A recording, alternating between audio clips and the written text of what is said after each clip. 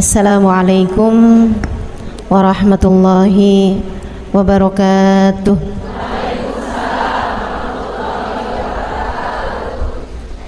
Alhamdulillah, wassalatu wassalamu ala rasulillah Muhammad ibn Abdillah wa ala alihi wa sahbihi wa man wala. Subhanaka la ilma lana illa ma 'allamtana innaka antal alimul hakim. Rabbi syrah li sadri wa yassir li amri wahlul 'uqdatan min lisani yafqahu qawli. Amma ba'du. Baik, sebelum kita mulai, kita akan baca niat belajar bersama-sama. Mudah-mudahan ilmunya nanti sekali lagi jadi ilmu yang manfaat buat kita sekalian.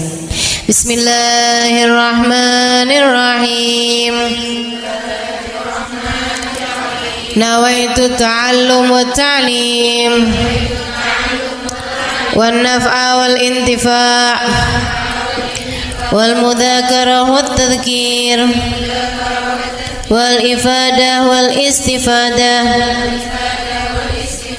wal hidza 'ala tamassuk bi kitabillah wa sunnati rasulillah sallallahu alaihi wa alihi wasallam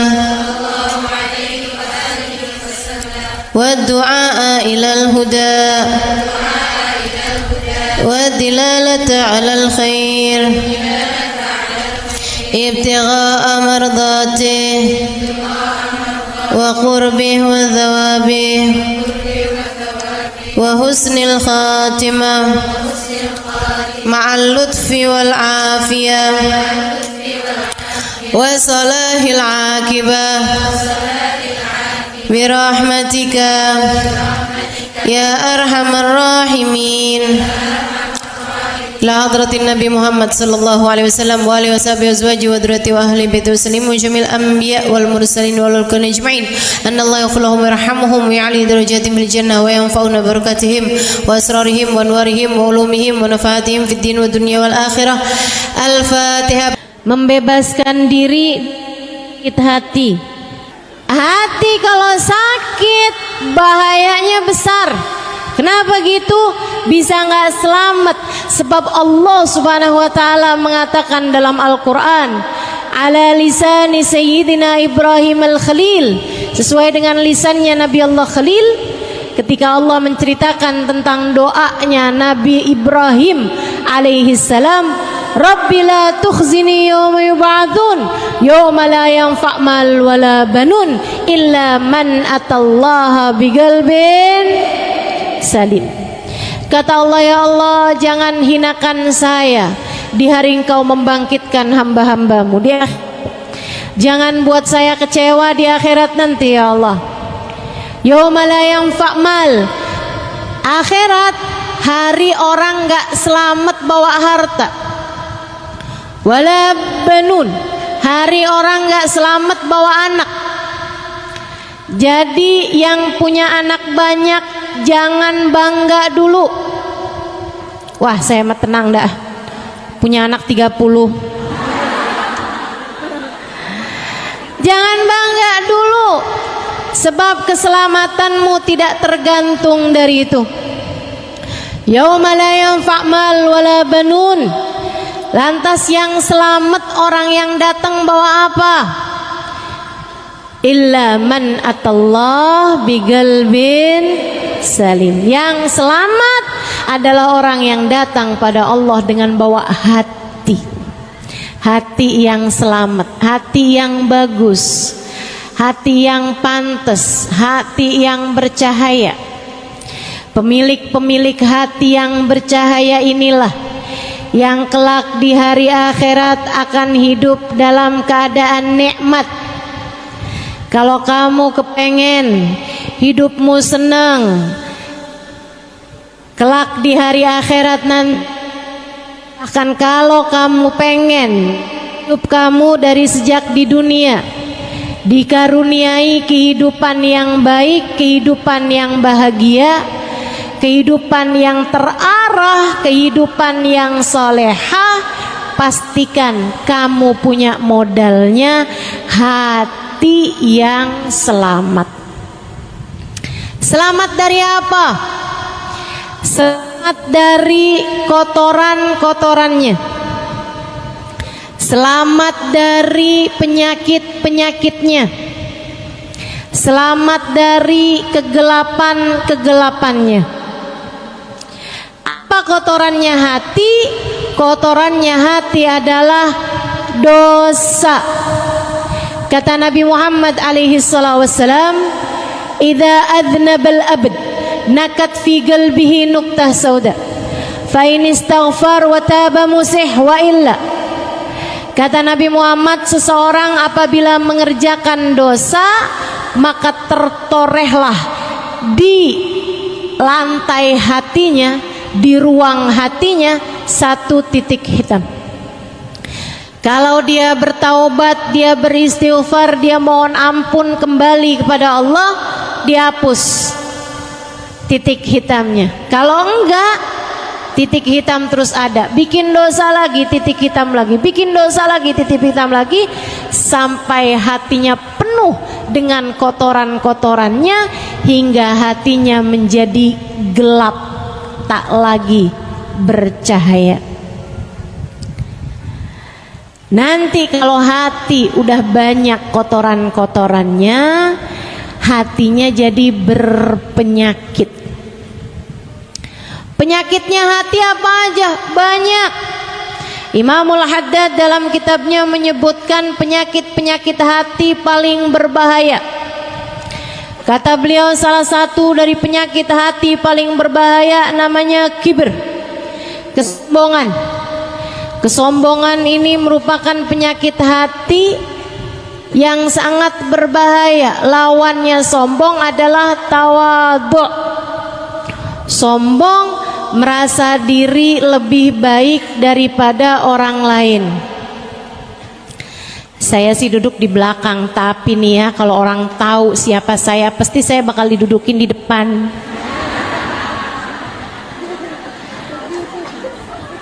Sebelahan mau ustazah, kalau perlu dipangku mau ustazah.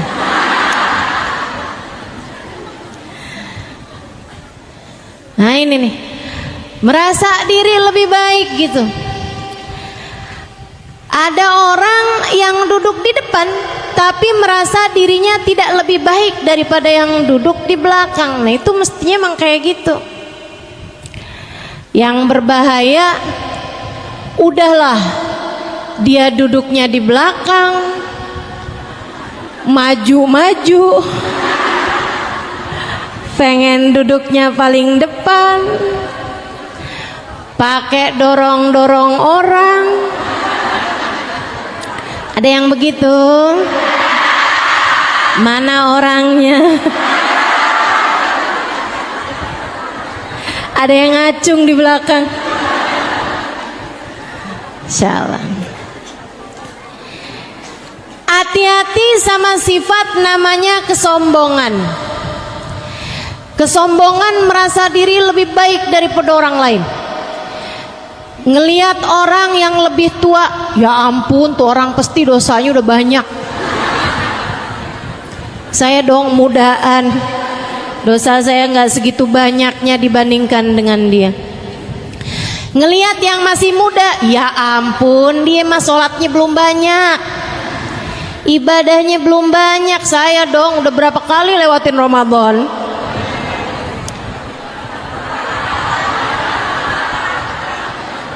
Ngerasa diri lebih baik daripada yang muda-muda. Apalagi kalau ditambah saya haji bukan cuman sekali, halo. Jadi panggilannya udah bukan hajjah lagi, tapi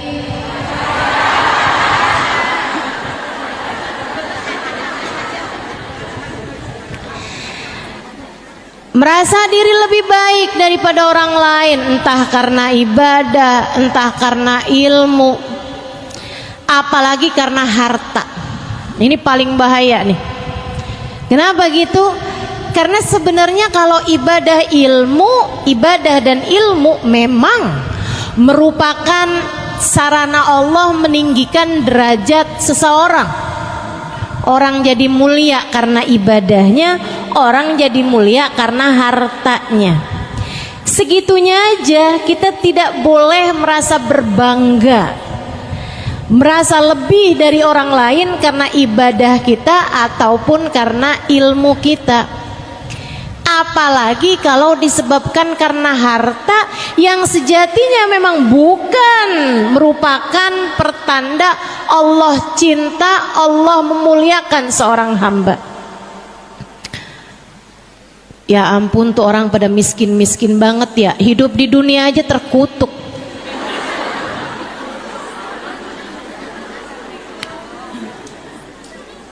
Ya ampun, hina banget sih tuh orang-orang pada buat makan aja susah.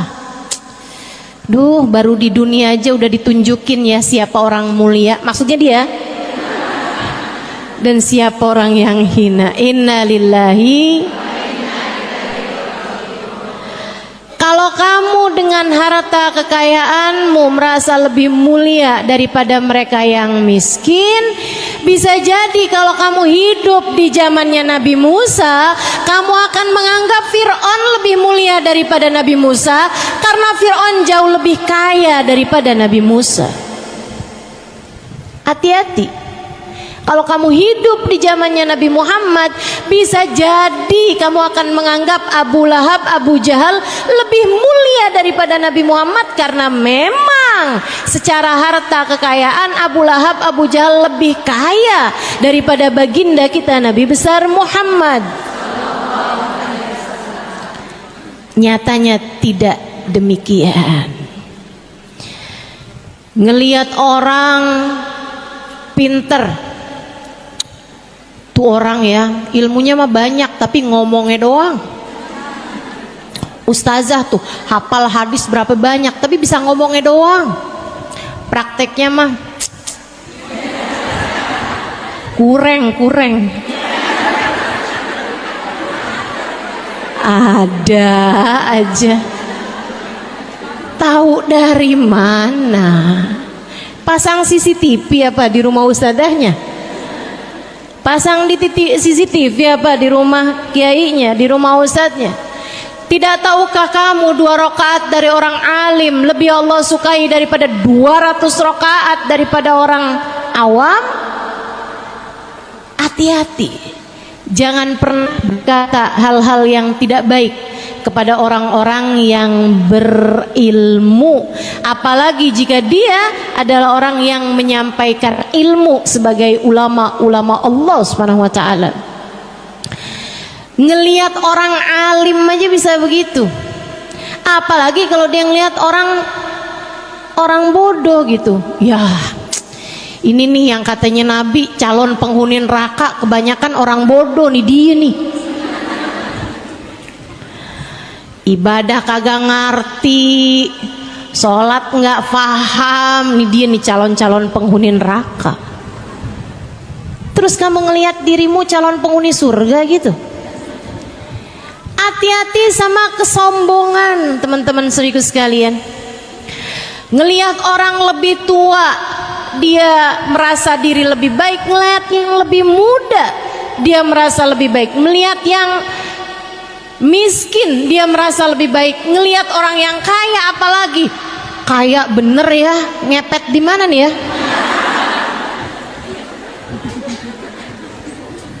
Korupsi nih kayaknya nih. Subhanallah, subhanallah. Terus kamu mau merasa lebih hina tuh dari siapa? Ngelihat orang alim dibilangnya begitu, ngelihat orang bodoh dibilangnya begitu. Ngelihat ahli ibadah, ada orang baca Quran, ibadah benar gitu, dia bilangnya palingan ria. Tuh dia ibadah kayak begitu cuman biar kelihatan orang kayak orang soleh gitu. Padahal aslinya mah hatinya lain, tuh hatinya lain. Urusan apa kamu sama hati orang? Ngelihat ahli ibadah kayak gitu, apalagi ngelihat ahli maksiat. Ya Allah, tuh neraka kirim salam kali sama dia. Maksiat aja. Ini kesombongan, teman-teman. tingkat paling berbahaya dari penyakit hati yang kita benar-benar minta. Saya benar-benar minta kepada Allah Subhanahu wa taala, ya Allah, hilangkan rasa ini dari dalam hati saya, ya Allah. Hilangkan rasa ini dari dalam hati saya. Begitu mudahnya, betapa mudahnya kita merasa diri kita lebih baik daripada orang lain. Gampang banget tuh perasaan masuk dalam hati kita. Betul, Bu? Ibu ngelihat perempuan pakaiannya terbuka gitu, gimana perasaan hati ibu? Kayak ngerasa kayak yang ya biar kayak gimana ya Ustazah, biar kata gimana gitu kan. Yang lebih mirip bidadari kan tetap saya. Ya di keadaannya kayak begitu tuh Ustazah, gimana coba? Nih Bu, saya kasih tahu gimana caranya berpikir agar melihat orang lain selalu memungkinkanmu untuk melihat dia lebih baik daripada dirimu. Bu, Allah tidak pernah memberi jaminan padamu atas surgamu. Siapa di antara kita? Siapa di antara kita yang udah datang malaikat Jibril ngasih tahu, dah tenang, kamu masuk surga udah pasti? Ada? Siapa di antara kita yang pernah bermimpi Nabi Muhammad? Kemudian Nabi Muhammad berkata, tenanglah, kamu ada di belakangku. Siapa di antara kita yang sudah mendapatkan jaminan bahwa kelak nanti saat melewati jembatan kakimu akan ditetapkan Allah hingga tidak tergelincir dan masuk ke dalam surga Allah tanpa hisab, tanpa azab? Siapa di antara kita yang bahkan dapat memastikan di saat ajal datang menjemputnya dia mati dalam husnul khatimah? Siapa di antaramu yang bisa memastikan dirimu mendapatkan kemuliaan semacam itu? Bukankah kamu, saya, kita semua adalah orang-orang yang berada dalam keraguan, apakah kiranya Allah ridho kepada kita ataukah Allah murka kepada kita? Bukankah selagi belum ruh keluar dan melihat tempat kembali kita adalah surga, bukankah selama waktu itu kita masih belum nyata keadaan kita masih belum jelas keadaan kita? Akankah ditetapkan dalam jalan taat ataukah kita diusir dari rahmat Allah Subhanahu wa taala dan dibiarkan dalam keadaan maksiat? Siapa di antara kita yang bisa memastikan bahwa di saat ajal datang menjemputnya, yang keluar dari lisannya adalah kalimat La ilaha illallah? Siapa di antara kita yang dapat memastikannya? Saya, kamu, kita semua sama-sama mahkumin, sama-sama yang diberi putusan. Hakim tertingginya hanya satu, namanya Allah, yang telah mengatakan tentang dirinya, alaihissallahu biahkamil. Bukankah Allah adalah hakim yang seadil-adilnya? Bu, Dek, Allah tuh gak pernah wajib memasukkan kita ke dalam surga. Ini saya serem sih kalau lihat ini. Serem saya kalau ingat ini. Allah gak pernah wajib memasukkan Halimah Ali terus dalam surga. Dan Allah bisa, kuasa untuk memasukkan saya ke dalam neraka. Sama, kamu juga gitu. Allah tidak wajib memasukkanmu ke dalam surga. Allah bisa, kuasa memasukkanmu ke dalam neraka dan membuatmu menderita sehabis-habisnya atau bahkan selama-lamanya. Bisa apa kamu? Bisa apa kita? Kalau Allah menetapkan kita sebagai orang-orang yang dihabis-habiskan oleh Allah Subhanahu wa taala dalam siksanya, bisa apa kita? Sebagaimana manusia, orang-orang lain yang kamu lihat dia sekarang berbuat maksiat, yang kamu lihat saat ini berbuat dosa, meninggalkan ibadah, pakaiannya terbuka atau apapun aja dari jenis kesalahan yang kamu lihat ada dalam diri mereka, bisa saja jika Allah kemudian memasukkan mereka ke dalam surga. Apa bisanya kamu? Kalau Allah mau memasukkan dia ke dalam surga, kamu bisa apa? Kalau Allah memasukkan dia ke dalam surga, kamu bisa apa? Tuh yang kamu lihat, perempuan yang tiap malam dianterin sama orang laki-laki yang beda-beda. Kamu bilang, ih, murahan sekali. Bisa jadi kalau Allah ingin memasukkannya ke dalam surga, kamu bisa apa? Terus yang kamu lihat dirimu itu udah sholat, udah ibadah, kalau Allah nggak mau memasukkanmu ke dalam surga, kamu bisa apa? Karena ya guru saya Sayyidil Habib Umar bin Hafid menyampaikan, inna lillah sifah, Allah Subhanahu wa taala punya satu sifat namanya la yubali, Allah tidak peduli. Jika Allah hendak menyayangi seorang hamba, Allah akan memuliakan dia meskipun masa lalunya bergelimang dosa.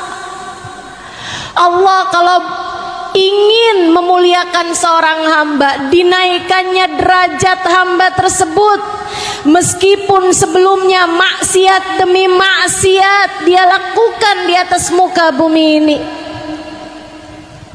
Jika Allah menghendaki untuk menyayanginya, Allah dengan mudah menaikkan derajat orang tersebut di sisi Allah. Allah tidak peduli. Pun demikian, kamu udah tahajud, kamu udah ibadah, kamu udah ngerjain taat, kalau Allah murka kepadamu, Allah nggak peduli sama apa yang sudah kamu lakukan selama ini. Allah nggak suka sama satu perbuatan kamu, kemudian seluruh amal perbuatan kamu, kebaikan-kebaikannya Allah gugurkan. Allah tidak peduli itu. Makanya hati-hati sama sifat sombong. Tiap kali ngerasa diri, saya dong, tanyakan pada dirimu, memang siapa saya? Saya hanyalah seorang hamba yang jika Allah berkenan, jika Allah menghendaki melemparkan saya ke dalam neraka, saya tak akan mampu berbuat apa-apa. Jika Allah menghendaki untuk memurkai saya tidak dapat berbuat apa-apa. Allah tidak peduli kamu mau anak siapa kek. Allah nggak peduli kamu mau sekolahnya di mana kek. Allah nggak peduli mau kamu udah bolak-balik pergi haji umroh kek. Kalau Allah nggak suka, kamu bisa bilang apa? Allah murka, kita bisa bilang apa? terus ingat-ingat itu dalam hatimu. Terus sampaikan itu dalam jiwamu. Mudah-mudahan dapat jadi obat dari kesombongan kita selama ini. Insya Allah. Teman-teman saudaraku sekalian yang saya muliakan, dulu ada satu Hawari. Hawari itu kayak sahabat buat Nabi Muhammad. Ini punyanya Sayyidina Isa bin Maryam, Nabi Allah Isa. Jadi kalau orang dekat sama Nabi Muhammad, beriman kepada Nabi, namanya kan sahabat Nabi. Kalau sahabatnya Nabi Isa namanya Hawari.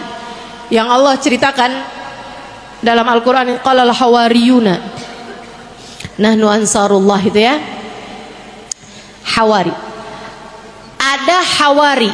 Jadi Hawari sahabatnya Nabi Isa, dekat sama Nabi Isa, sampai sama Allah karena dia dekat sama Nabi Isa, senang khidmat, senang taat sama Nabi Isa.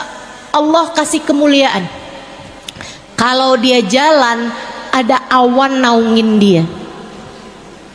Ini teman-teman, kamu kalau dengar kemuliaan semacam ini, jangan pernah doa minta dikasih kayak begitu. Nggak, ini saya serius, jangan ketawa. Saya serius nih ya. Kalau kamu dengar ada orang bisa tahu isi hati manusia, kamu jangan, ya Allah kasih dong saya kayak gitu ya Allah. Jangan. Kenapa gitu? Nah, kamu tuh nggak ada awan naungin di atas kamu aja, kamu bisa sombong. Gimana kalau jalan kemana-mana dinaungin awan? Kamu nggak tahu isi hati orang aja, kamu gampang mau suudzon sama orang lain. Gimana kalau kamu dikasih lihat isi hati orang? Makanya kalau saya sih, saya doa minta sama Allah, ya Allah, jangan sampaikan kepada saya selain kebaikan orang-orang ya Allah. Karena saya cukup sulit untuk menjaga hati agar tetap husnudzon, berbaik sangka. Jauh lebih mudah bagi saya agar tidak mendengar keburukan-keburukan tentang orang lain disampaikan kepada saya. Yang buruk-buruk dari orang jangan sampai dan nyampe ke telinga saya. Saudaraku sekalian yang saya muliakan, Hawari ini, sahabat Nabi Isa ini, kemana jalan awan naungin di atas dia. Satu hari dia lagi jalan di sebuah perkampungan, kemudian di ujung perkampungan tersebut ada gurun pasir. Saat melewati itu, dia sambil awan naungin di atasnya, dan dia jalan dalam keadaan terhormat, bajunya putih, pecinya putih, mukanya bercahaya, asar dari ibadah, asar dari zikir, bekas-bekas zikir kelihatan, bekas-bekas wudhu kelihatan dari wajahnya, dari tubuhnya, cahaya ibadah. Dia lagi jalan seperti itu, dia ngelewatin orang baru habis mabuk. Ini diceritakan Imam Ghazali, kalau saya nggak salah ingat ada di Minhajul Abidin. Dia pun ketika ngelewatin orang ini, orang mabuk, baru habis mabuk, kayak malam-malam tuh mabuk, terus tergeletak gitu aja di jalan. Badannya kotor, bau mulutnya busuk, mukanya kotor, badannya bau, dia dalam keadaan terhina di tanah.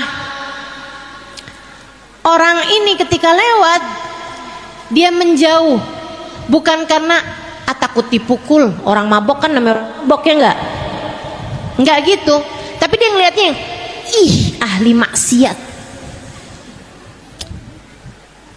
ih neraka nih orang ini nih, ahli maksiat bener-bener nih, ih jangan sampai dosa-dosa dia ntar nularin saya nih kan ahli taat, Jalan deket-deket, jangan deket-deket nih, ntar saya kecipratan nih, kecipratan dosanya, kecipratan maksiatnya. Dia pun jalan agak jauh-jauhan gitu dari orang tersebut, menghindar. Si orang mabuk tadi ini, dia kebangun gitu kan beberapa saat sebelum orang tadi lewat. Dia liatin dirinya, pusing kepalanya, bau badannya, lapar perutnya, pada sakit semua. Dia kemudian mikir, hidup gak enak banget ya. Emang nih kalau maksiat sama Allah nih kayak gini nih, hidupnya gak enak. Gara-gara jauh dari Allah nih kali ini ya, gak enak banget hidup saya nih.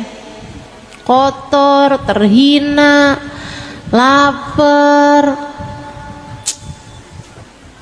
Gak lama dia lihat orang tadi lewat di samping dia tuh. Dia bilang, tuh ahli taat, mukanya berseri-seri, badannya bersih, jalan dalam keadaan terhormat, awan pula naungin di atas dia. Enaknya jadi ahli taat kepada Allah. Saya nih jadi ahli maksiat, hinanya hidup saya. Dia kemudian duduk. Dia bilang, ya Allah, kalau saya balik kepadamu, Engkau terima gak ya Allah? Terima kan ya Allah? Saya mau hidup taat aja ke jalanmu ya Allah. Ampuni dosa-dosa saya, jadikan saya ahli taat kepadamu ya Allah. Dia kemudian berdiri. Saya pengen ibadah kepadamu ya Allah. Dia mikir, ibadah apa yang paling dekat? Ya udah dah, dia menapaki tapakan-tapakan orang soleh yang ada di hadapan dia. Dia ikutin jalannya, dipas-pasin sama dia langkahannya orang tersebut. Ya Allah, sebagaimana Engkau telah menjadikan orang itu soleh yang ada di hadapan saya juga minta dong ya Allah, dijadikan orang soleh seperti dia ya Allah. Sebagaimana Engkau memandangnya dengan pandangan penuh keridhaan-Mu ya Allah, pandang saya juga dengan pandangan keridhaan-Mu ya Allah. Muliain saya ya Allah, dunia akhirat, dosa-dosa saya ya Allah. Dia jalan ngikutin langkahannya orang soleh tadi, Hawari tadi itu. Si Hawari noleh ke belakang, lah ngapain dia ngikutin saya?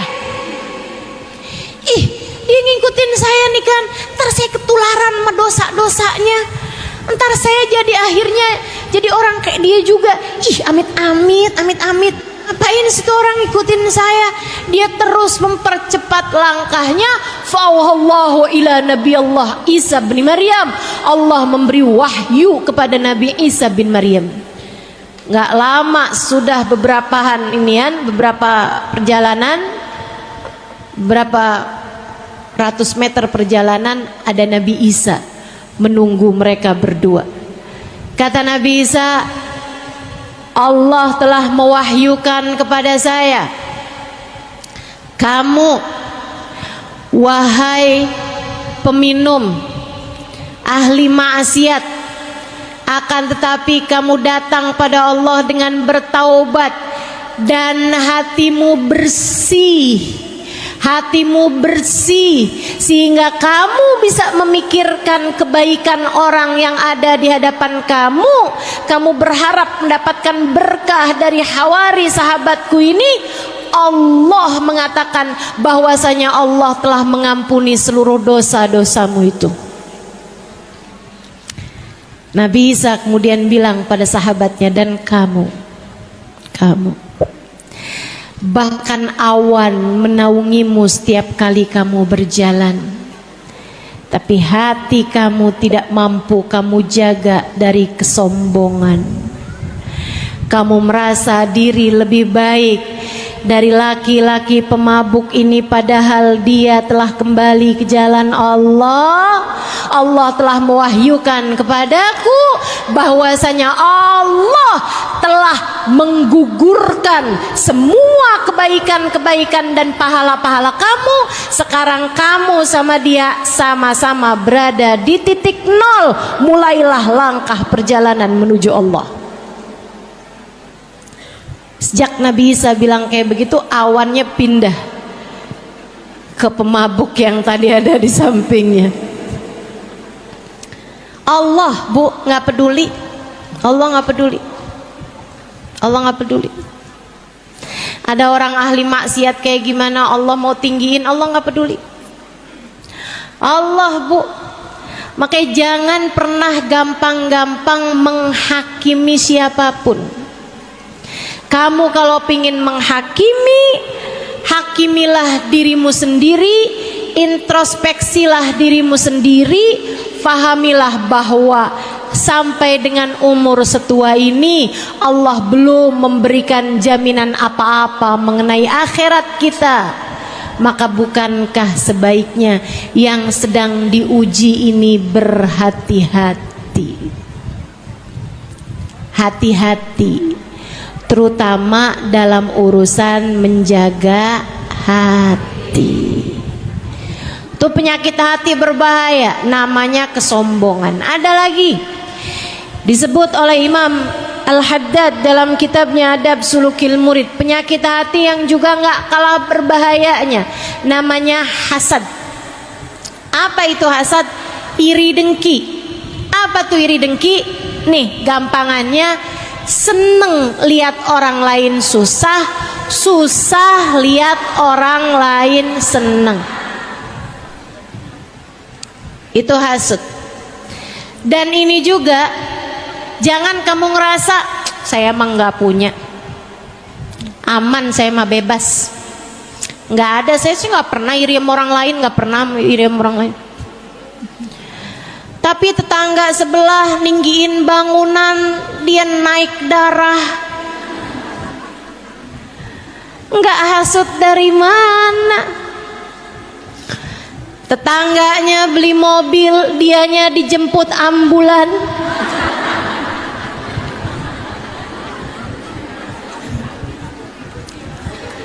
Ada anak tetangganya dilamar bolak-balik, sementara anaknya sendiri udah masuk umur tapi belum datang-datang juga jodohnya. Hatinya kalang kabut, mikir nih jangan-jangan dia guna-guna. Hatimu berpenyakit, segeralah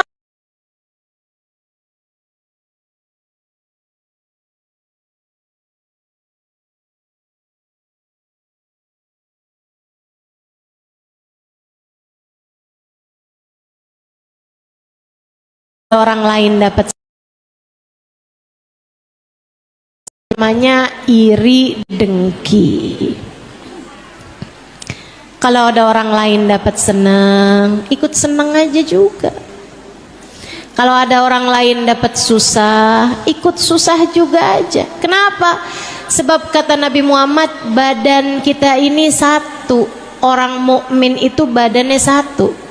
Kalau ada orang mukmin sakit, orang mukmin lainnya akan ikut merasakan kesakitannya. Bu, nih sekarang lagi masa-masanya Palestina mendapatkan kedoliman semacam itu. Tentu kita sakit, hati kita sakit melihatnya. Tapi jangan yang jauh-jauh kamu sayangin, yang deket-deket pas giliran dapat kesusahan, ya emang dia mah kayak gitu tuh orangnya.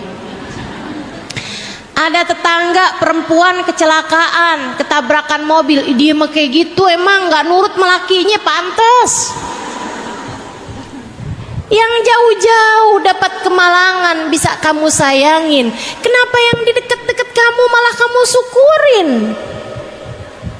Hatimu jangan biarkan ia dipenuhi dengan hasad, dengan rasa iri dan dengki. Mudah-mudahan Allah selamatkan kita semuanya. Tapi Tapi gimana ya Ustazah, ada tuh orang yang hati saya tuh kayak nggak pernah biasa aja gitu. Kalau yang lain sih nggak apa-apa nih, tapi kalau sama dia tuh emang kayaknya dianya juga emang suka kayak gitu sama saya Ustazah. Jadi saya juga akhirnya kayak gitu sama dia juga tuh. Saya pokoknya kalau dia dapat kesenangan saya kesel aja gitu. Kesel aja saya Ustazah. Gimana cara ngobatinnya? Kamu harus tahu dulu bahwa itu sesuatu hal yang sangat merusak agamamu. Al-hasad haliqatuddin. Kata Nabi Muhammad, sifat hasad itu adalah pencukur agama. Kayak rambut nih gondrong, kena cukur langsung botak. Iman kamu, agama kamu kayak begitu. Katanya Nabi Muhammad dalam hadis yang lain, al-hasad ya'kulul hasanat kama ya'kulun narul hatab. Hasud makanin kebaikan kayak api memakan kayu bakar. Kamu ibadah sehari, kena hasud sekali, habis ibadahmu sehari itu. Bahkan kadang-kadang ibadah seminggu, habis kena hasud sekali. Kadang-kadang ibadah sebulan, habis kena hasud sekali. Bahkan kadang-kadang ibadah setahun, habis kena hasud sekali. Bahkan kadang-kadang ibadah seumur hidup, habis sama sekali karena termakan oleh rasa hasud yang menggerogoti dalam hati seseorang. Hati-hati sama sifat hasud.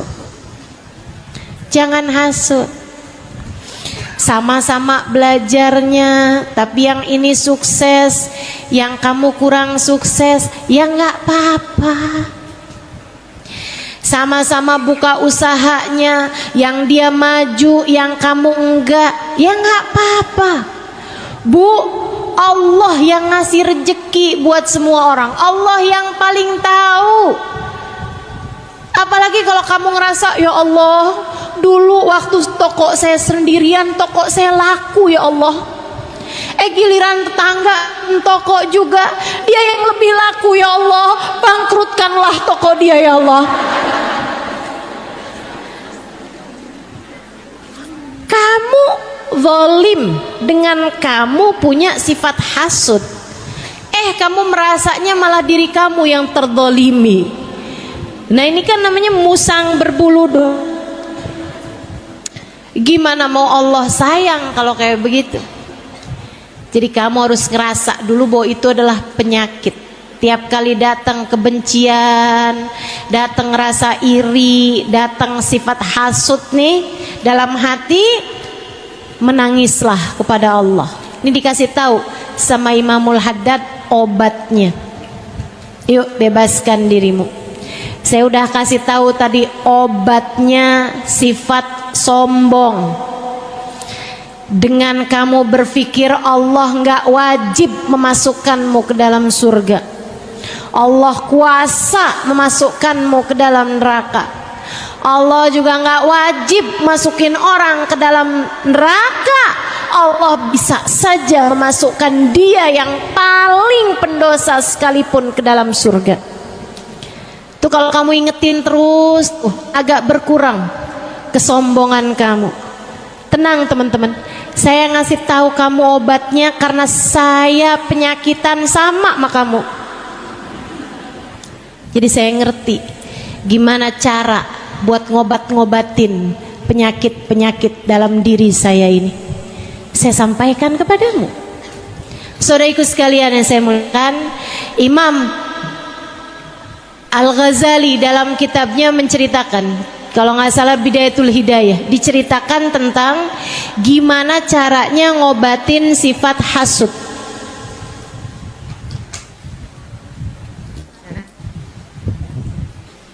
Ya, kita akan berhenti sejenak, mau adzan, nanti habis selesai adzan kita lanjutkan kembali.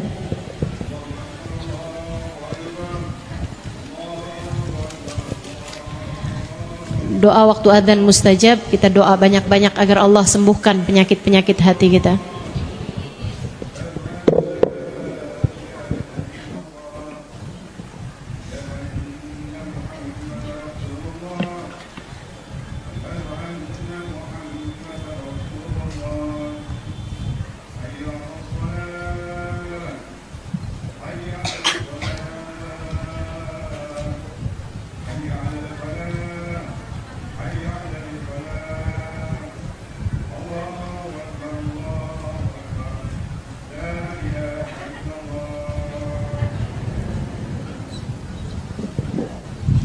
La ilaha illallah alhamdulillahil alamin. Allahumma salli ala sayyidina Muhammad wa ala ali sayyidina Muhammad. Allahumma rabb hadhihi ad-da'wati at-tammah was-salatil qa'imah ati sayyidina Muhammadin al-wasilata wal fadilah wasyaraf wad darajatal aliyata rafi'a ba'atul maqamal mahmud alladhi wa'atta innaka la tukhliful mi'ad ya arhamar rahimin.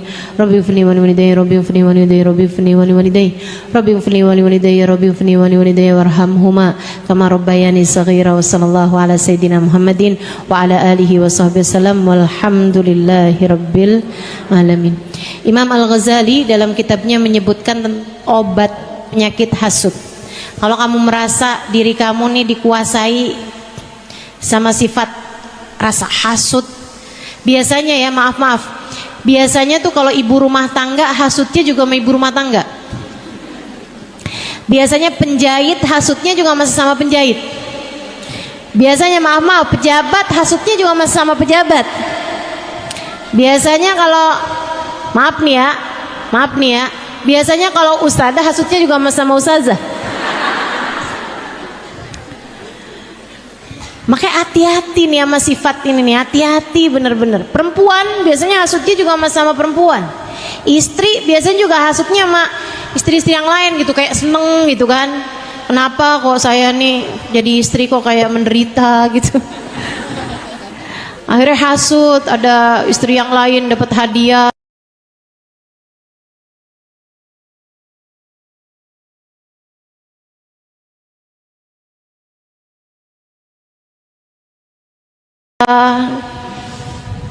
Mudah-mudahan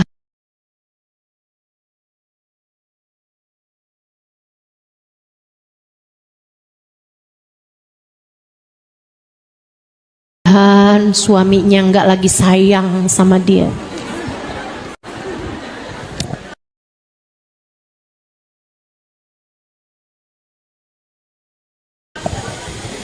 Hati-hati. Ini juga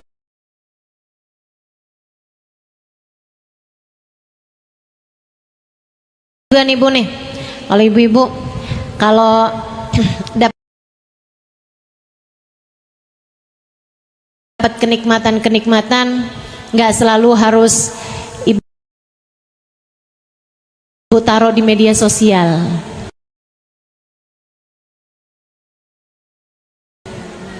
Ibu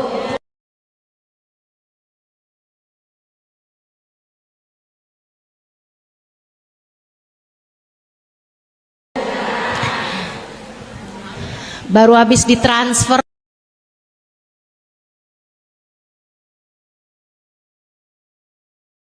sama suaminya di foto. Terima kasih Beb.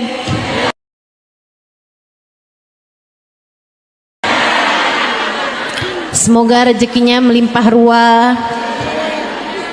Habis itu taruh di bawahnya rezeki istri solehah.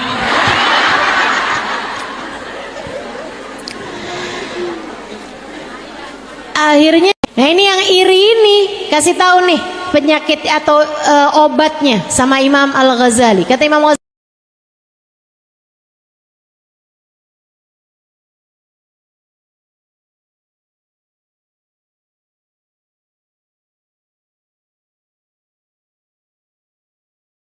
kamu dilanda dengan perasaan iri sama orang tersebut saat kamu sujud, terutamanya saat sholat malam, terutamanya kamu bilang, minta sama Allah dalam hatimu, ya Allah tambahkan rezeki orang itu, ya Allah tambahkan kekayaannya, ya Allah tambahkan terus kekayaannya, ya Allah. Tuh hati kayak nggak terima, dia dikasih segitu aja kita udah kesel, apalagi ditambahin.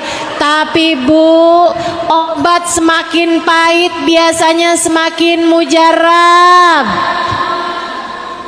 Tambahin, kamu punya teman, padahal kamu lebih cakep, kamu lebih pinter masak, kamu lebih pinter menservis suamimu misalnya.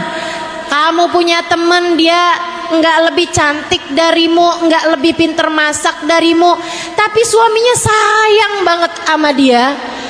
Kamu punya suami, udah segala macam hal kamu lakukan, suamimu marah aja terus, kayak lihat di dahi kamu tuh ada tulisan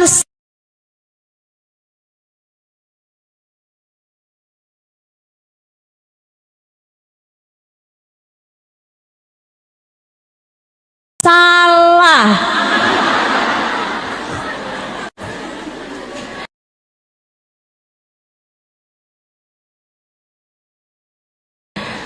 Kamu iri aja ngelihat dia tuh.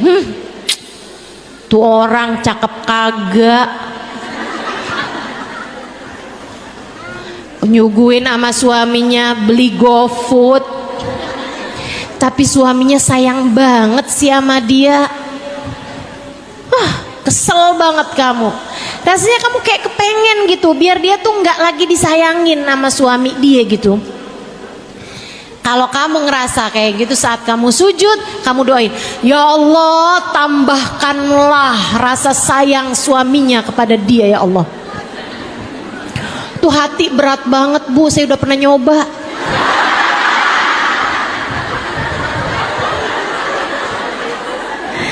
Tapi kan emang ya, dokter itu yang bisa ngobatin yang pernah punya sakit yang sama. Jadi insya Allah jadi obat buat semuanya. Coba kerjain, coba kerjain, coba kerjain. Tiap kali rasa benci dalam hatimu menguasaimu, doakan orang tersebut biar dapat segala kebaikan, dapat segala kebaikan, dapat segala kebaikan. Dan saya ngelihat orang nggak belajar tapi cerdas banget sih. Hati saya rasanya yang saya harus belajar banyak nih biar bisa ngerti gitu kan. Saat saya lagi sujud saya doain, ya Allah tambahkan kecerdasannya ya Allah, tambahkan ilmunya ya Allah, bukakan padanya ilmu ladunimu ya Allah. Pelan-pelan rasanya jadi hilang, pelan-pelan rasanya jadi hilang. Malah kalau kamu bisa lagi deketin, datengin orang itu. Hati nih rasanya, kita kan kalau lagi sebel sama orang, Bu jangan kata kita suruh deketin, ngeliatin mukanya aja ogah. Betul. Sebut namanya aja, si itu siapa? Si itu. Sampai nyebut namanya aja nggak mau. Nih obatnya nih, kalau kamu lagi sebel sama orang, benci sama orang, hasut sama orang, datengin, salamin, pelukin, bilang sama dia, saya sayang sama kamu. Hilang setannya, hilang setannya, hilang, percaya saya, setannya hilang. Obat tuh emang berawanan Bu.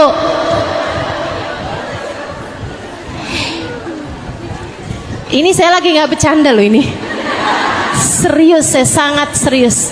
Masalah sama kita semuanya nih, penyakit diri kita nih, katanya membebaskan diri dari penyakit hati. Ini saya kasih tahu obat-obatnya ya, obat-obat buat hati kita ini. Ibu-ibu sekalian, jadi kalau lagi sebel sama suaminya,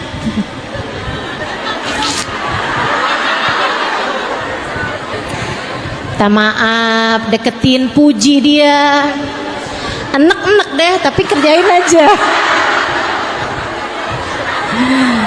Iya, kerjain. Biar setannya nggak kelamaan menguasai dirimu itu. Biar setannya nggak kelamaan menguasai diri kita. Insya Allah. Terakhir saya mau sampaikan, karena udah sore ya Bu ya. Terakhir saya mau sampaikan, hati kita ini Bu, biar bagus perlu cahaya. Perlu cahaya. Ini ruangan nih kelihatan bagus, bahkan muka orang kelihatan bagus karena ada cahaya. Kalau gelap mah nggak kelihatan apa-apa. Betul gak? Nih bunga-bunga nih kelihatan cakep karena ada cahaya, ibu-ibu sekalian. Ini backdrop kelihatan, semuanya kelihatan karena ada cahaya. Begitu nggak ada cahaya sama sekali, udah semuanya gelap aja, nggak kelihatan yang mana yang hidungnya mancung, yang mana yang alisnya disulam, yang mana nggak kelihatan tuh, nggak kelihatan. Ibu-ibu sekalian, hati juga biar indahnya kelihatan, biar cakepnya hatimu kelihatan, biar cakepnya iman dalam dirimu kelihatan, harus ada cahayanya. Iman tuh cakep, Bu. Keyakinan kita kepada Allah tuh cakep. Islam kita ini bikin kita cakep hatinya. Cuman seringkali nggak kelihatan karena nggak ada cahaya. Ibu, saya kasih tahu cahayanya hati, Bu. Cahayanya hati itu Allahu nurus samawati wal ard. Allah lah cahaya bagi langit dan bumi. Kamu kalau kepengen hatimu bercahaya, taruh Allah dalam hatimu. Ingat terus sama Allah. Ingat terus kamu hamba Allah, Allah Tuhan kamu. Ingat terus Allah lagi liatin kamu dimanapun kamu berada. Allah yang punya kuasa. Allah, Allah, Allah. Allahu nadhiri, Allah lihat saya. Allahu syahidi, Allah mengawasi saya. Allahu ma'i, Allah bersama saya. Allahu qaribun minni, Allah dekat dengan saya. Terus ingetin diri, terus ingetin diri. Allahumma anta rabbi, la ilaha illa anta khalaqtani wa ana abduka wa ana ala ahdika wa wa'dika mastata'tu a'udzu bika min syarri ma sana'tu abu'u laka bi ni'matika 'alayya wa abu'u bi dhanbi faghfirli fa innahu la yaghfiru dzunuba. Ya Allah, Engkau Tuhanku, aku hambamu. Allah manta Rabbi, la ilaha illa anta, tidak ada Tuhan kecuali Engkau. Khalaqtani, Engkau telah menciptakan aku. Fa ana abduk, maka aku adalah hambamu. Wa ana ala ahdika wa wa'dika mastata'tu, aku berada dalam perjanjian dan berusaha taat kepadamu semampu aku. Abu ulaka bi ni'matika 'alayya, Engkau selalu datang padaku dengan membawa kenikmatan-kenikmatan yang tak terbilang. Wa abu bidambi, sementara aku datang padamu dengan kemaksiatan dan dosa-dosa yang tak henti-hentinya. Faghfirli, ampunilah aku ya Allah.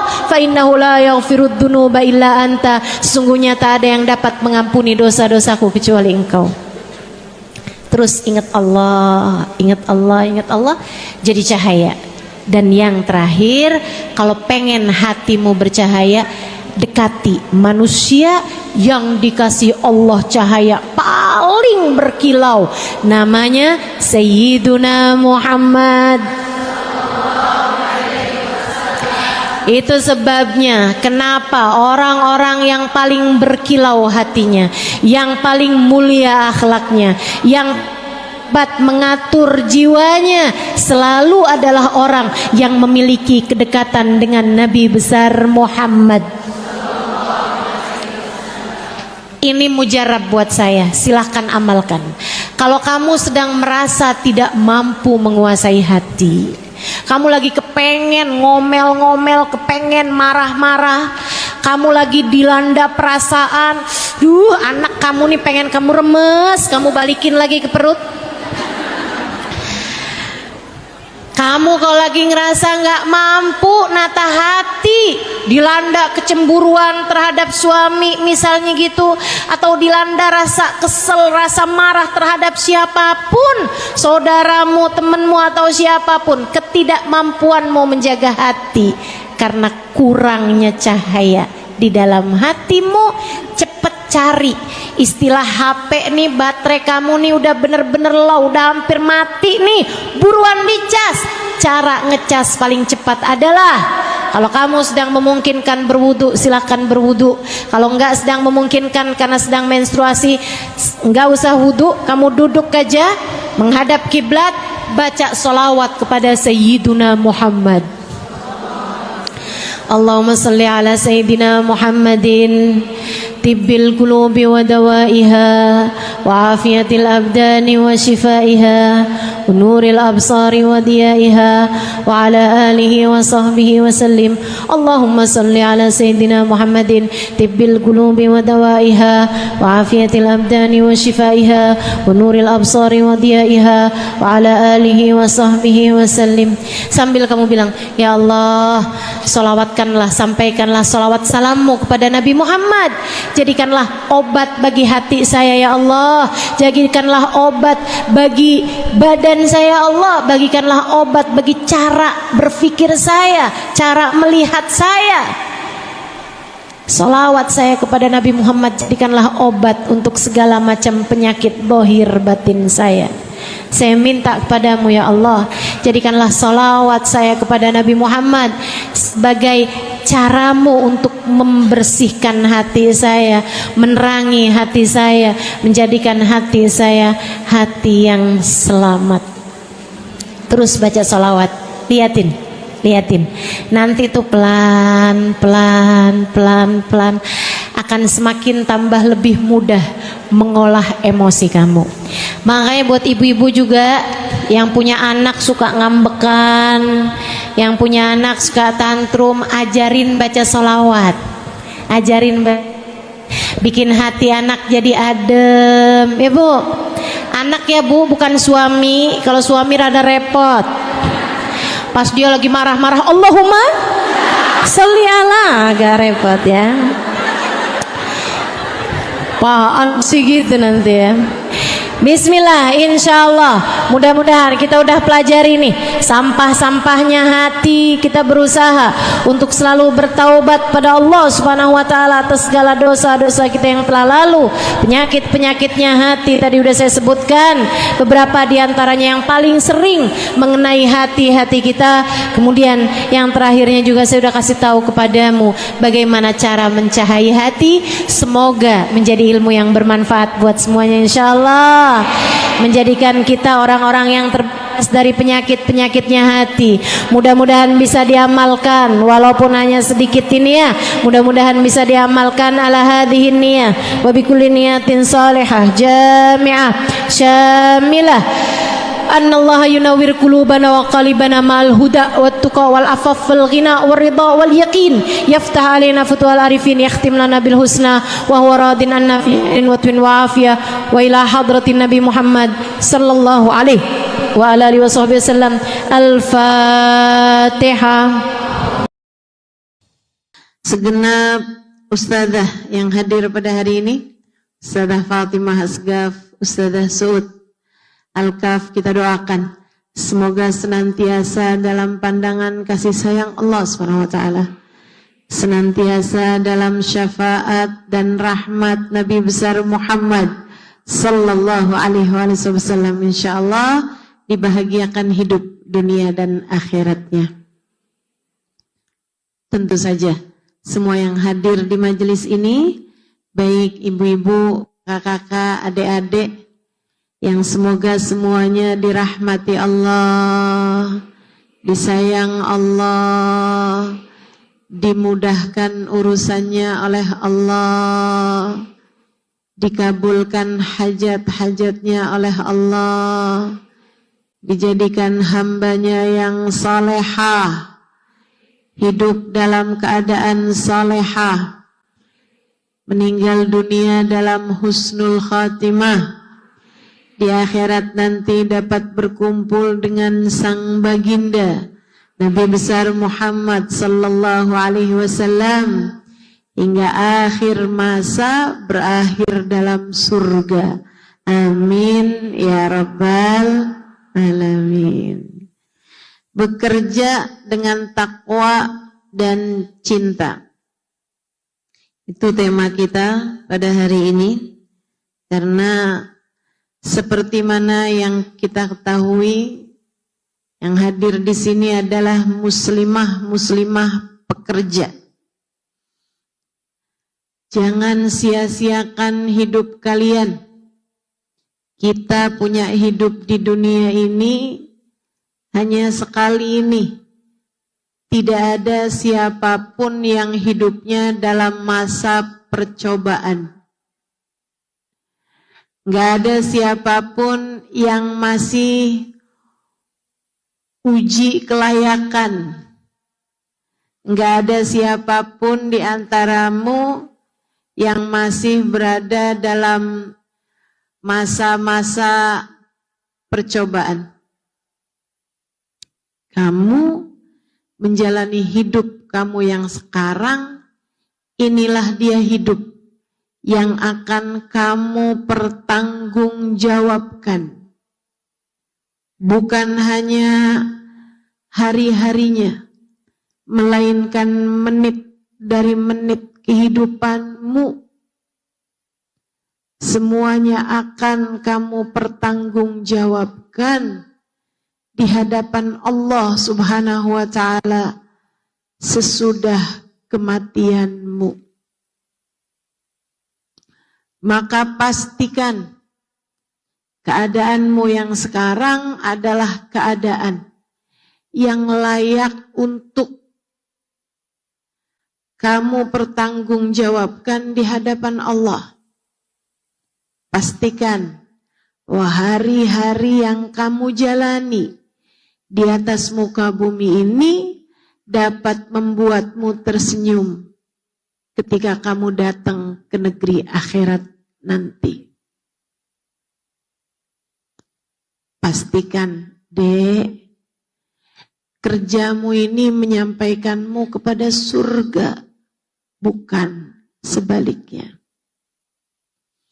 Pastikan, Kak, kamu bekerja akan menuntunmu kepada bahagia. Tak hanya di dunia, melainkan sampai nanti sesudah kematianmu tiba. Jangan mau sia-siakan hidup.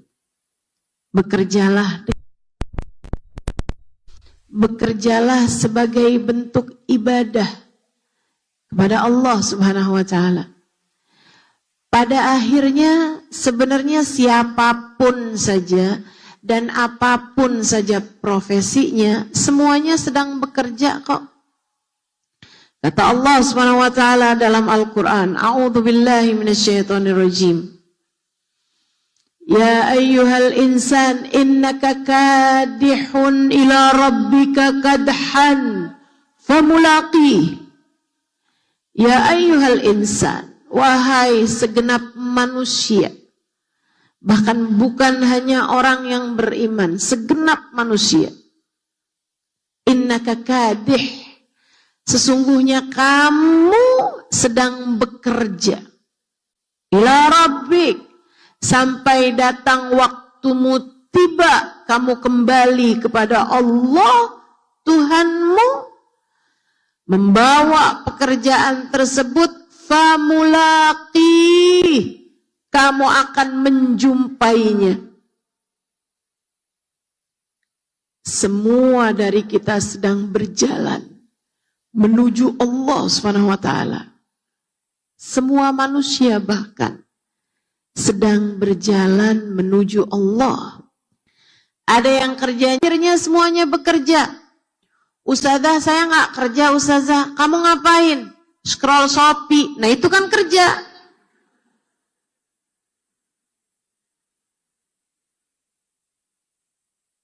Nah, itu kan pekerjaan. Saya hari-hari cuman baring-baringan aja, Ustazah. Sambil nonton TikTok. Nah, itu kan namanya pekerjaan. Semuanya sedang bekerja. Ada yang menuju ridha Allah, ada yang menuju murka Allah Subhanahu wa ta'ala. Na'udzubillah min dzalik. Maka ketika kamu nih sekarang bekerja di sebuah perusahaan dengan shift masing-masing, dengan jadwal tugas masing-masing, pastikan yang kamu lakukan adalah sebuah perjalanan menuju ridho Allah Subhanahu wa ta'ala. Pastikan yang kamu lakukan adalah menuju kedekatan dengan Allah Subhanahu wa ta'ala. Pastikan yang kamu lakukan dalam hari-harimu adalah langkah demi langkahmu menuju surga. Sebab tak ada yang melakukannya selain dirimu sendiri. Tak ada yang akan menempuhkan jalan surga untukmu selain kamu sendiri. Tak ada yang akan menjalani perjalanan mendekat kepada Allah Subhanahu wa ta'ala selain dirimu sendiri. Tak ada yang akan mencarikan ridha Allah Subhanahu wa ta'ala untukmu lebih daripada dirimu sendiri. Pastikan perjalananmu adalah mendekat kepada Allah. Sebab tak ada makna dari berlalunya hari demi hari. Tak ada arti dari terbit tenggelamnya matahari jika itu tidak menjadikanmu semakin dekat dengan Allah Subhanahu wa ta'ala. Apa artinya? Bertambahnya uang. Apa artinya? Bertambahnya pangkat, kedudukan di tempat kerja. Apa artinya? Bertambahnya followers, bertambahnya orang yang suka sama kamu di tempat kerjamu atau di lingkunganmu atau di media sosialmu. Jika itu tidak ada yang kamu bawa sesudah kematianmu. Bu, Kak, Dek, sering saya sampaikan padamu, apa yang tidak dibawa mati, jangan bela mati-matian. Apa yang tidak kamu bawa mati, jangan bela mati-matian. Sayang-sayang. Emangnya kamu belum punya teman yang sudah meninggal dunia? Punya? Yang seumuranmu bahkan punya? Yang lebih kecil darimu bahkan punya? Kamu nyangka enggak pas waktu dia meninggal dunia tuh, oh emang udah kelihatan. Umurnya bakal hanya sebentar. Kelihatan? Kamu nggak nyangka dia mati. Sama, dia juga nggak nyangka bahwa dia bakal mati secepat itu. Dia masih punya harapan untuk nanti bakalan nikah. Dia masih punya harapan untuk dia bisa melihat anak-anaknya tumbuh berkembang. Dia masih punya harapan untuk punya rumah, tidak hanya ngontrak seperti yang selama ini dia jalani. Dia masih punya harapan terhadap urusan-urusan dunianya. Akan tetapi ajal ketika datang tidak meminta persetujuan. Ajal ketika datang, kamu tidak diminta tanda tangan. Ketika waktunya tiba, semuanya mendadak terhenti. Saat itu kamu tahu apa yang sungguh-sungguh berarti. Ketika waktumu berangkat tiba, saat ajalmu telah datang menjemputmu, kamu jadi tahu apa yang sebenarnya bermakna, apa yang sebenarnya bernilai, Kamu jadi faham yang ternyata nggak segitu pentingnya. Kamu jadi faham apa yang sebenarnya nggak begitu berarti. Kamu jadi ngerti. Ternyata uang yang kamu punya nggak segitunya punya arti. Jabatan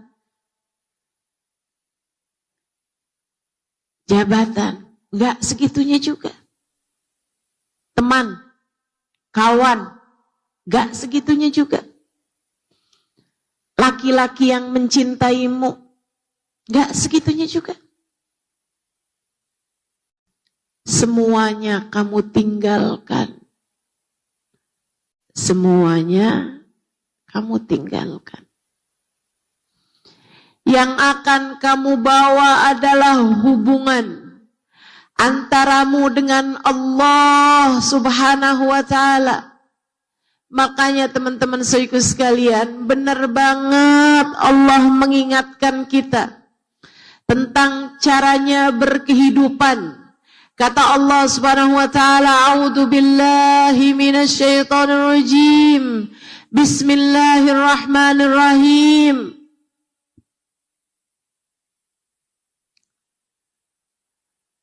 "Lanabluwannakum wa lanabluwannakum bisyai'in minal khauf wal ju' wa naqsin minal amwal wal anfus wath thamarat. Fabasyiris sabirin."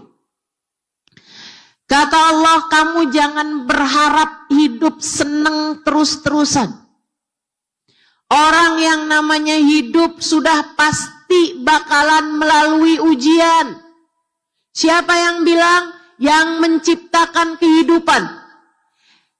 Jangan ada yang lebih kamu percayai daripada ucapan sang pemberi kehidupan. Kalau ada orang ngomong, hidup kamu di dunia, kalau kamu punya duit banyak beres, enggak bener.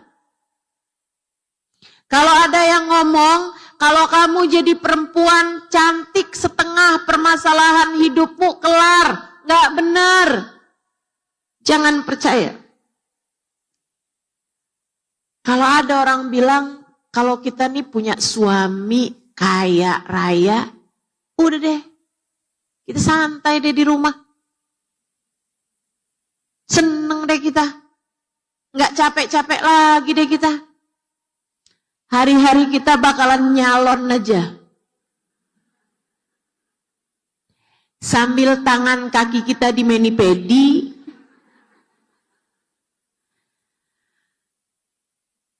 rambut kita dikeramasin, muka kita didandanin. Teman-teman sekalian, jangan percaya. Sebab sang pencipta kehidupan mengatakan hal yang berbeda. Dia berkata dalam firman-Nya, "Walanabluwannakum." Semua dari kalian, mau kaya, mau miskin, mau cantik, mau kurang cantik, mau pinter, mau kurang pinter.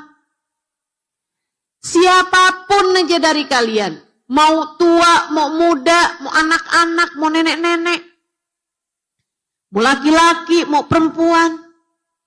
Siapapun saja dari kalian hidup di atas muka bumi, aku sang pemberi kehidupan menyampaikan kepada kalian tak akan pernah lepas dari ujian. Walanabluwannakum, dan niscaya pasti sungguh-sungguh kami akan menguji kalian. Kami akan menguji kalian. Bisyai'in. Apa aja ya Allah jenisnya ujian? Bisyai'in minal khauf. Dilanda ketakutan, kecemasan, kekhawatiran. Ini penyakit ini semakin menjadi-jadi. Bertambahnya zaman semakin menjadi-jadi. Orang menyebutnya dengan istilah-istilah baru. yang keren-keren. Tapi walaupun keren kan penyakit. Sekarang zaman ini mereka sebutnya dengan nama anxiety.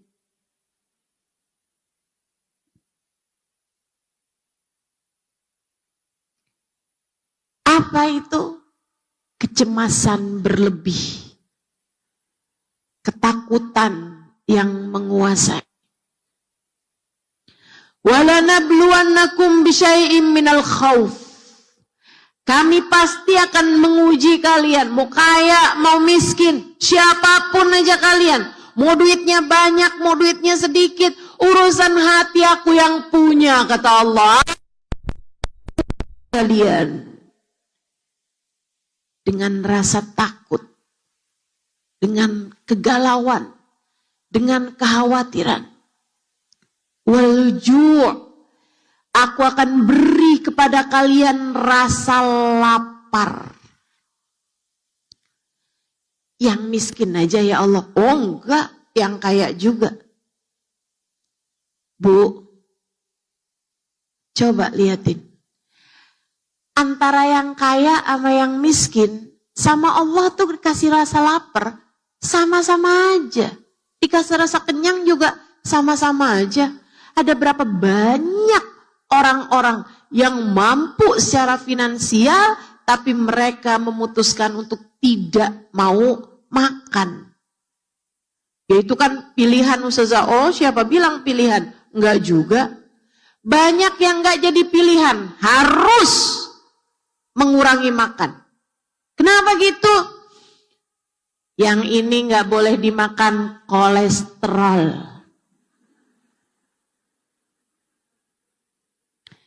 Yang ini nggak boleh dimakan karena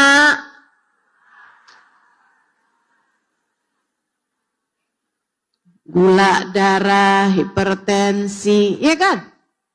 Cara Allah membatasi isi perutmu.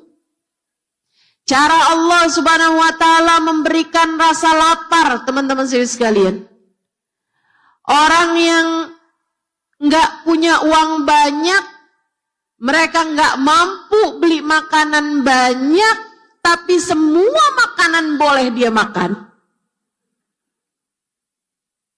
Giliran ketika udah punya duit banyak, semua makanan bisa dia makan, dokter melarangnya. Sama aja. Sama aja. Cara Allah SWT untuk memberi ujian yang kata Allah wa naqs wal anfusi wa thamarat minal khawf wal ju'. Khawf wal ju'. Kecemasan, ketakutan, kekhawatiran, wal ju' dan rasa lapar. Belum lagi ada banyak orang-orang zaman sekarang. Ketakutannya bukan nama perang. Ketakutannya bukan ama tagihan. Ustazah, saya mah paling deg-degan tuh Ustazah kalau udah tanggal-tanggal tua. Ada yang begitu. Sedikit sekalian saya muliakan, tapi banyak juga orang-orang yang gak punya ketakutan sama saldo minta maaf.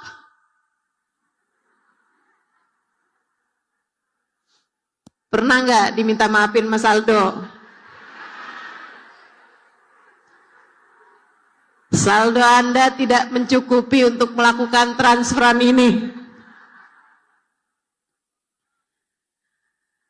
Diminta maafin Mas Aldo. Saudaraku sekalian, ada banyak orang-orang yang nggak lagi bermasalah urusan yang seperti itu.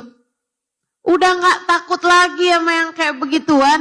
Tapi yang mereka takutkan, ini terutama banyak perempuan nih, adalah timbangan.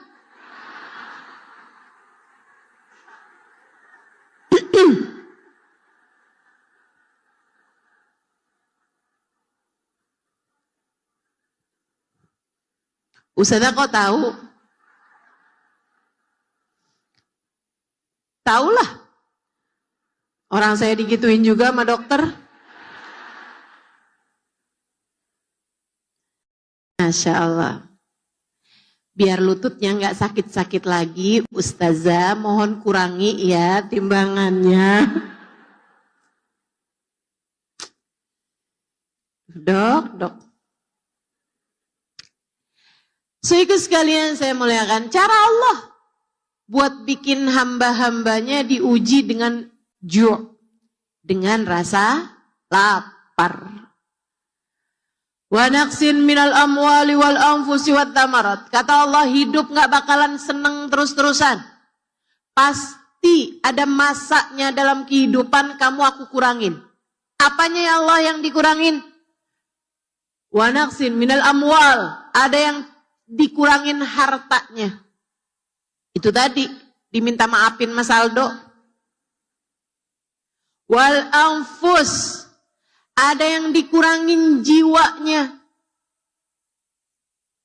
Suami yang dia sayangi meninggal dunia.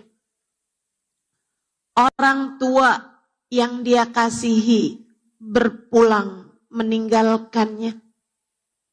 Anak-anak yang dia lahirkan dengan separuh nyawa. Besar harapannya pada sang anak. Agar kelak bisa menjadi yang menopang keluarga, sandaran bagi keluarga, menaikkan harkat derajat bagi keluarga. Ternyata ia sudah meninggal dunia di usia yang masih sangat belia.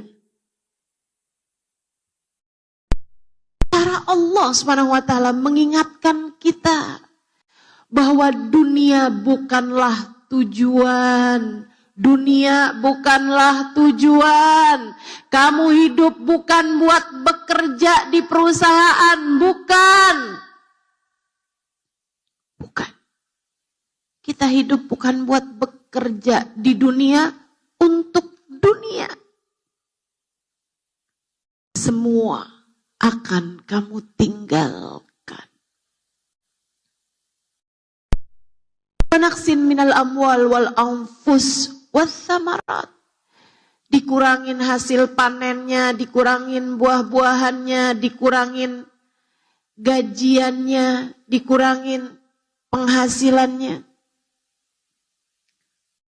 Babasyiris sabirin.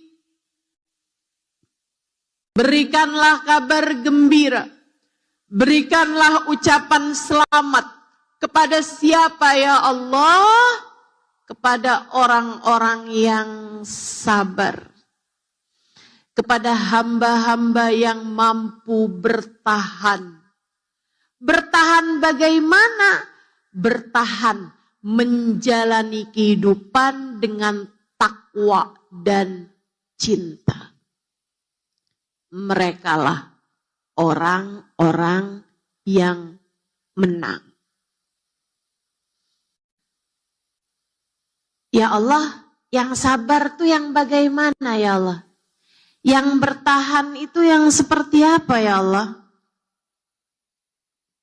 Apakah sampai dengan datang kematian, dia sudah punya pasangan, meninggalkan keluarga, kerabat yang menyayanginya, ada anak-anak yang lucu-lucu ketika dia meninggal dunia? Enggak, bukan kata Allah. Siapa ya Allah? Apakah yang punya memori paling banyak? Apakah yang ilmunya paling banyak? Yang IQ-nya paling tinggi? Bukan. Bukan kata Allah. Pemenangnya yang bertahannya sampai di garis finish kehidupan. Sabirin, orang-orang yang sabar. Bukan yang punya warisan paling banyak. Bukan yang punya harta paling melimpah. Bukan yang punya jabatan paling tinggi di perusahaan. Bukan yang meninggalkan banyak keluarga, anak, cucu. Bukan itu semuanya. bahkan bukan yang meninggalkan banyak pujian orang. Siapa ya Allah para pemenang kehidupan yang kau sebut sebagai as-sabirin, orang-orang yang sabar, orang-orang yang bertahan sampai di garis finish. Alladzina idza asabathum musibah qalu inna lillahi wa inna ilaihi raji'un. Mereka adalah orang-orang yang berujar, yang berkata dengan lisannya karena faham maknanya. Mereka adalah orang-orang yang mengatakan dengan lisannya sesudah dia meyakini dengan hatinya. Karena mereka menjalankan kehidupan dengan memahami makna ini, kata Allah. Apa itu? Inna lillahi wa inna ilaihi raji'un. Semua milik Allah. Semua milik Allah. Semua milik Allah. Wa inna ilaihi raji'un. Dan yang milik Allah akan kembali kepada Allah. Karenanya, yang gak kamu bawa ketemu sama Allah, tidak harus kamu bela mati-matian. Kamu berpulang hanya kepada Allah. Yang gak kamu bawa buat jadi bekal pulang. Bukan untuk itulah kamu diciptakan. Yang tidak kamu bawa saat kamu menghadap Allah Subhanahu wa ta'ala, apapun dan siapapun itu bukanlah merupakan tujuanmu menjalani kehidupan. Teman-teman saudaraku sekalian, yang gak dibawa mati, jangan bela mati-matian. Biar gak banyak nyeselnya. Saat kematianmu tiba, kamu bakal faham bahwa kembalimu hanya kepada Allah. Karenanya yang penting dalam hidup adalah hubunganmu dengan Allah. Itu sebabnya agar semuanya bermakna, laksanakanlah dengan takwa. Takwa itu menjalani perintah Allah, meninggalkan larangan Allah. Kamu menjadikannya sebagai hubungan antaramu dengan Allah Subhanahu wa ta'ala. Itu namanya takwa. Kamu kerja, betul kamu punya perusahaan tempatmu bekerja, tapi di atas itu sebenarnya kamu sedang kerja sama Allah. Enggak usah takut. Enggak usah takut sama siapapun selain Allah. Jalankan saja semuanya dengan penuh ketakwaan. Yang takwa sama Allah. Sebab alamat rezekimu hanya satu. War-Razzaq, kata Allah. Dzul quwwatil matin. Allah lah satu sang pemberi rezeki. Allah lah satu pemilik kekuatan sejati. Gak usah takut. Kamu mau sholat, nanti kalau saya tinggalin kerjaan, saya mau sholat nih nanti saya bisa dicat nih.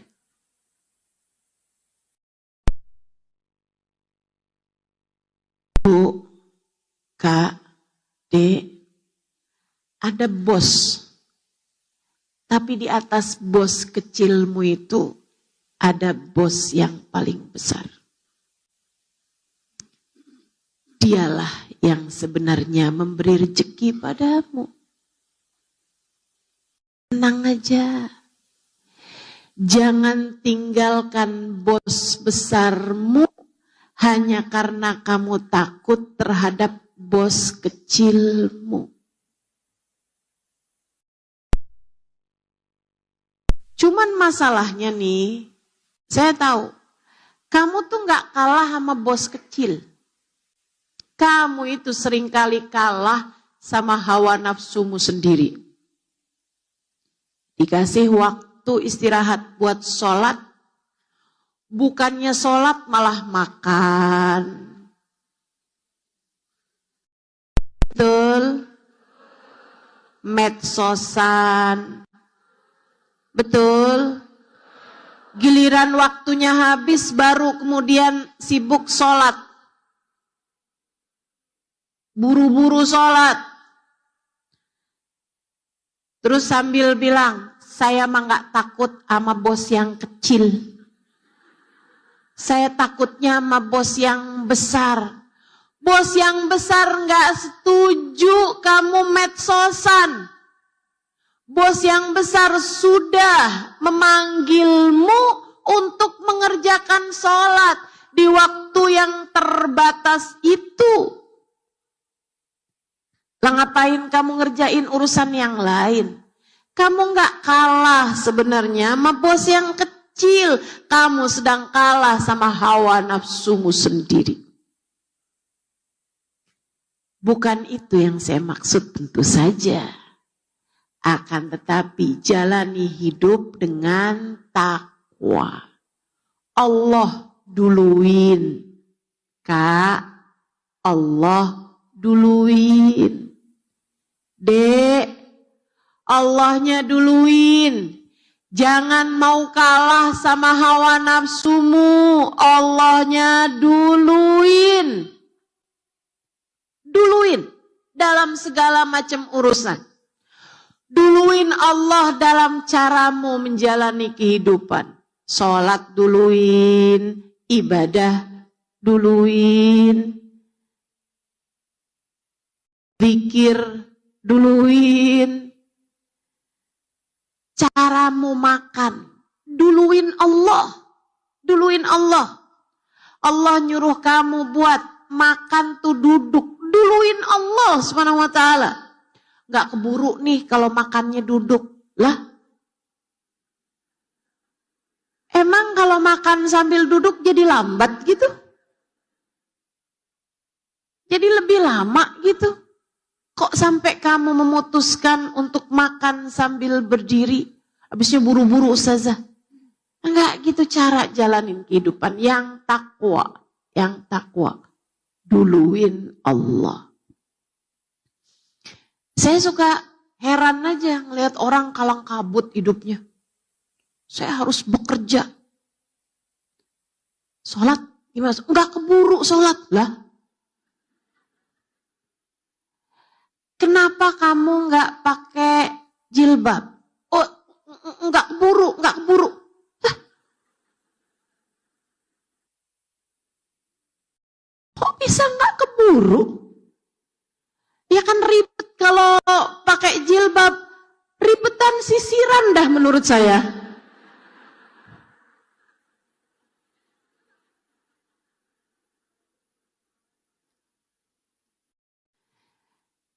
Saya kalau zikir dulu habis sholat, nggak keburu waktunya. Saya kasih tahu.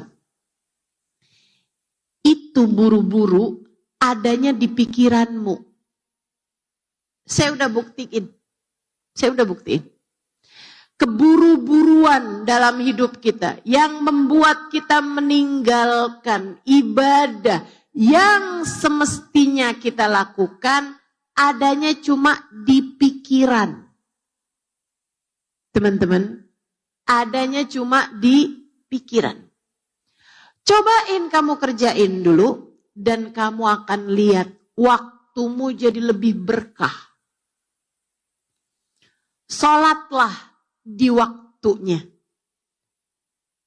Kerjain duluan tuh sholatnya, nanti kamu akan lihat. Waktu sisanya tuh justru malah jadi lebih berkah.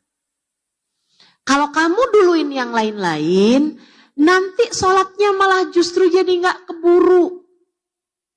Tapi kalau kamu duluin sholat, nanti yang lain-lain bakal jadi keburu semuanya. Percayalah saya, coba uji nih. Prinsip saya ini. Coba uji aja. Kamu akan lihat. Kamu duluin Allah, urusanmu akan didahulukan sama Allah. Kamu utamakan Allah, Allah akan mengutamakanmu. Kamu mementingkan Allah, maka segala urusanmu akan Allah Subhanahu wa ta'ala pentingkan.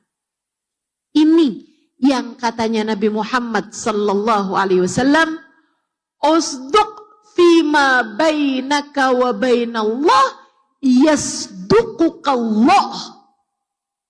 Sungguh-sungguhlah kamu dengan urusan antaramu dengan Allah, maka Allah Subhanahu wa ta'ala pun akan menjadikan kamu menjadi benar, menjadi bagus, menjadi shadiq, menjadi penting di hadapan Allah Subhanahu